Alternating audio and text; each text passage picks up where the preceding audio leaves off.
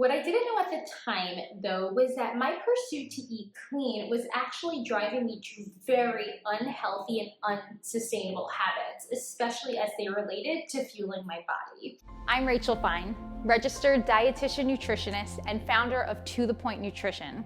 A dancer's performance is a direct result of hard work and motivation. So where does food fit into this?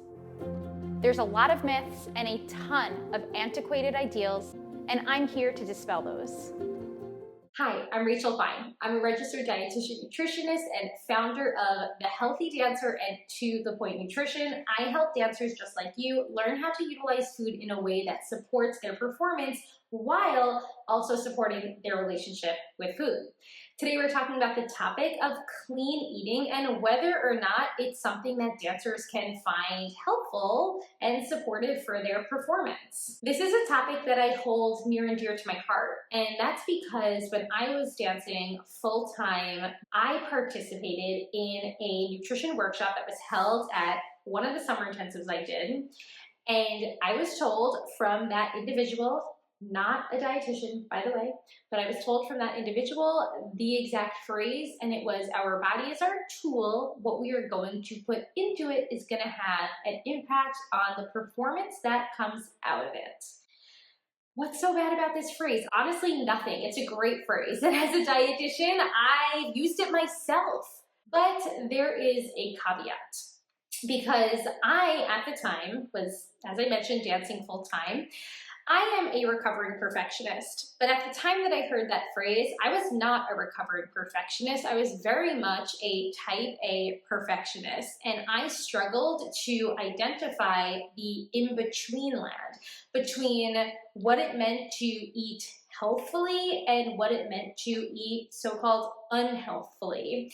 So when I heard this phrase, I translated this to mean, wow, I can utilize food to help me become a better dancer. And I fixated on this mindset. Now realize, food can absolutely help dancers to optimize their performance and support the longevity of their careers. But within the context of perfectionism, and when we hyper-focus on this mindset, we very much lead ourselves to very unsustainable and unsupported habits.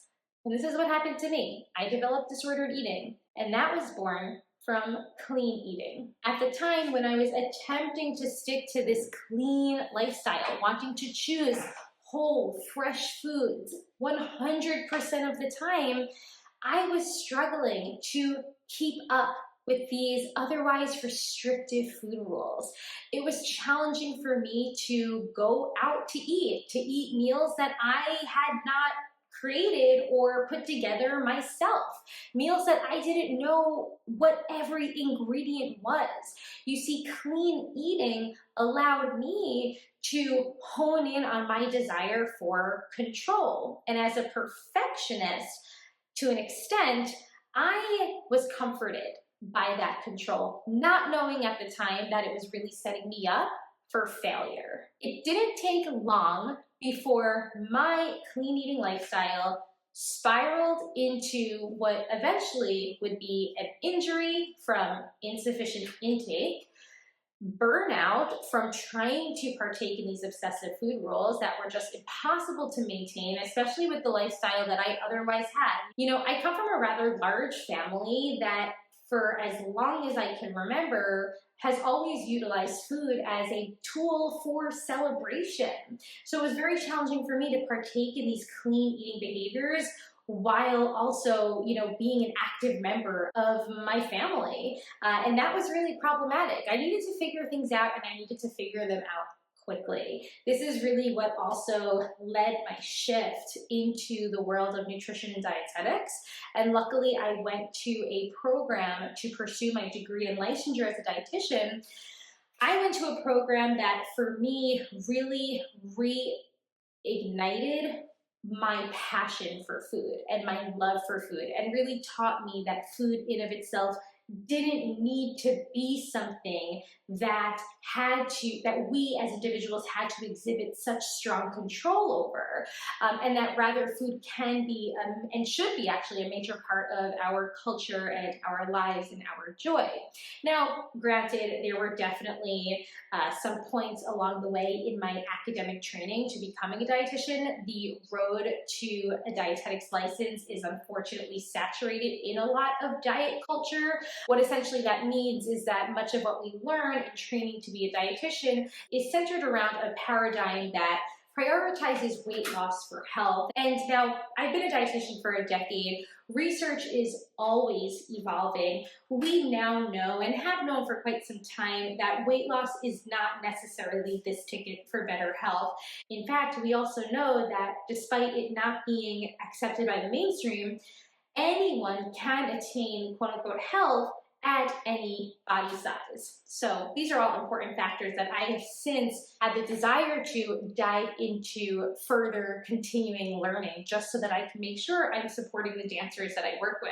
And instead of feeding into this narrative that's really sold from diet and wellness culture about needing to stick to these restrictive food rules, needing to exhibit willpower and control over our food choices, instead I work with dancers to help them support and rebuild their personal trust in their bodies.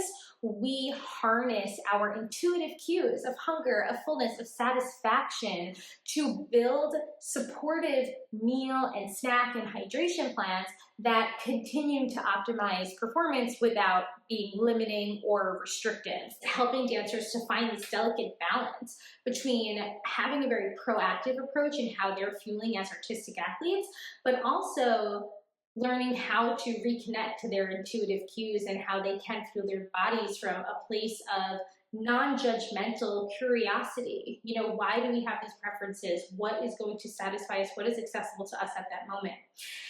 And unfortunately, lifestyles like clean eating don't allow for this. And I've previously spoken about this shift in even the anti-diet world in regard to utilizing intuitive eating and anti-diet rhetoric to still push restrictive agendas like clean eating. So it's difficult for any consumer and dancer to necessarily decipher between information that is restrictive and information that might actually not be restrictive. So just a disclaimer, what I usually encourage is that if you are wanting to get into nutrition and how to utilize food to support your body, that you're not only obtaining this from those who are licensed to provide this information, registered dietitian nutritionists, but you also want to consider practitioners who are well versed in working with populations that are more vulnerable to disordered eating and eating disorders. Dancers are more vulnerable. It's really important to consider that. But let's get back to clean eating and whether or not it can support a dancer. So what I didn't know at the time, when I was attempting to maintain a clean eating lifestyle, was that my clean eating habits were actually a guise for disordered eating. My desire to choose these whole, unprocessed, clean options 100% of the time was driving very restrictive behaviors. I was fearful over eating foods that were more processed. I was fearful, like I mentioned earlier, of eating foods that I did not have control over how they were made. So again, feeding into what I didn't know at the time was disordered eating. And this is often what I see with many dancers who come to work with me now, is their desire to want to eat healthfully and, to choose those lesser processed, more wholesome foods. But when does it become problematic? When does it start to limit other aspects of our lives? Are we able to partake in various social settings without the overwhelming guilt, stress, and anxiety over our food or the ingredients in our meals? So really looking into when these lifestyle choices start to negatively impede upon other aspects of your life is super important, because at the end of the day, that's not helping your performance potential as a dancer. But Rachel, the research says that whole foods are super healthy. I am not denying the fact that whole, lesser processed foods are super nutrient dense and nourishing. That is absolutely true. And for any dancer who is incorporating these colorful fruits and veggies and lesser processed whole grains and those foods rich in unsaturated fats, you are providing your body with a plethora of nutrients. But what the research really shows us is that we have no reason to truly fear the various foods and ingredients that are perhaps in more processed options. And yes, I debunk all of this research on my blog because, just an FYI, as part of an otherwise balanced diet, if you have food choices that are more processed, that have some presumably scary sounding ingredients, whether that's added sugars like high fructose corn syrup or added fat like saturated fats, guess what?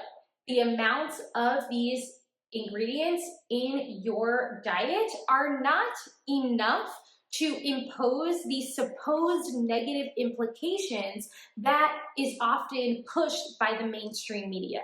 So this also comes down to nutrition research and how we both read and understand nutrition research in of itself.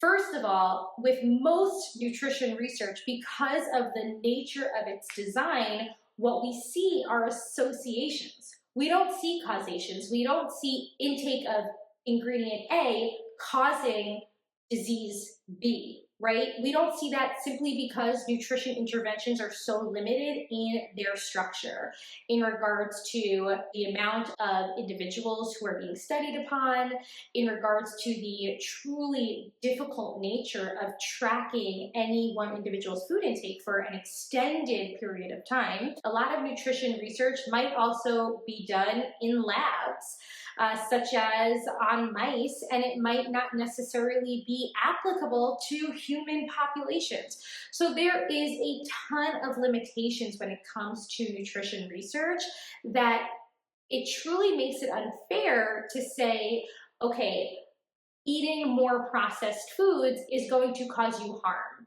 or negative health implications. Again, are lesser processed options nourishing? Absolutely. I'm not discrediting that, right? I'm not discrediting the benefits of getting those options in when they are accessible.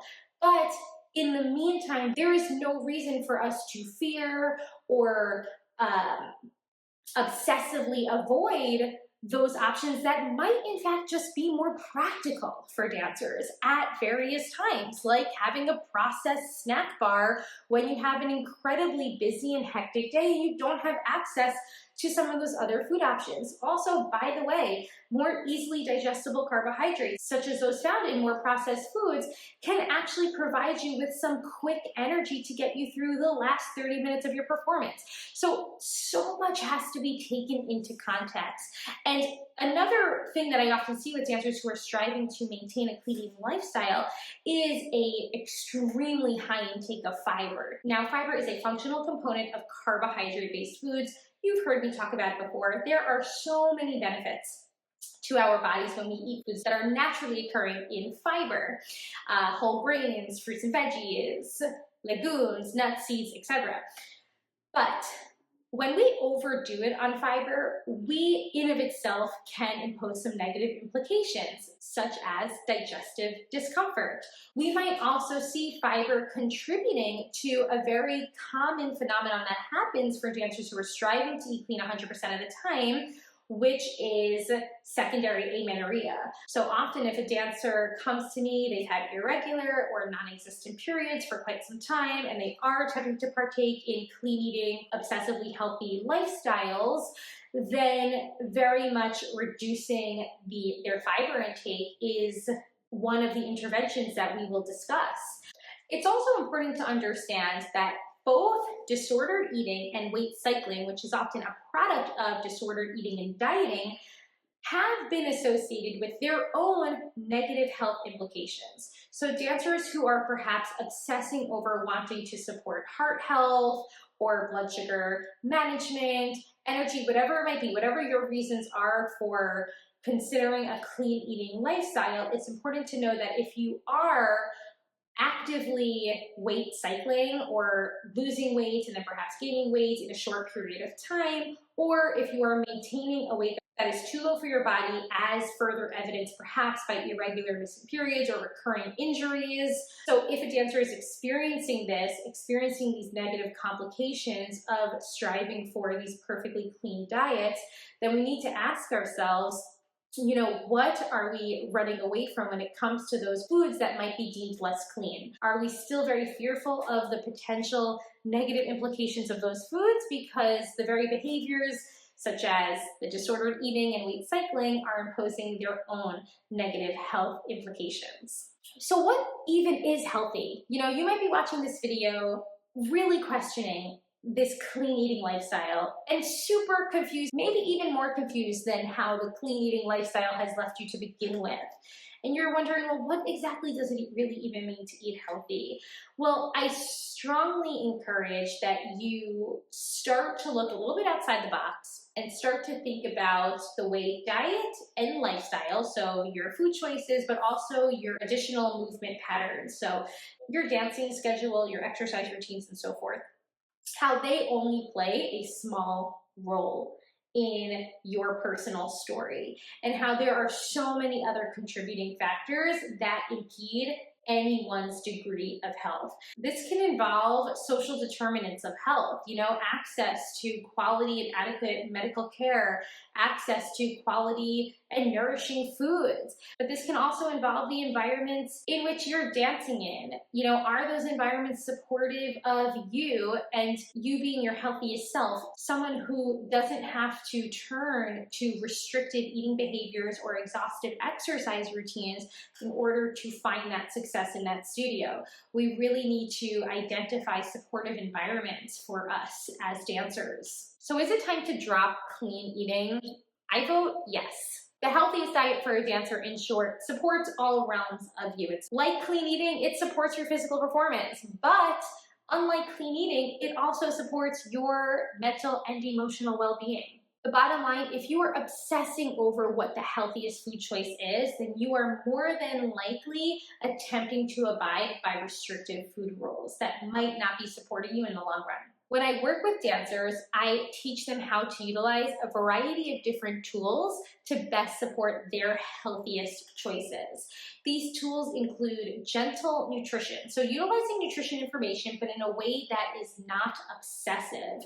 And I have a very specific way in which I teach this to dancers. If you want to learn more, then I highly encourage you sign up for my program, The Healthy Dancer. I'll link it in the show notes.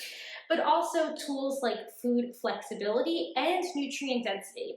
Food flexibility, though, this is one of the, if not the starting point for building your healthiest diet, and it ensures that we are not only looking at gentle nutrition and nutrient density, but we're also taking into account what foods we prefer and what foods are accessible to us. So answering the question, what is the healthiest diet for a dancer?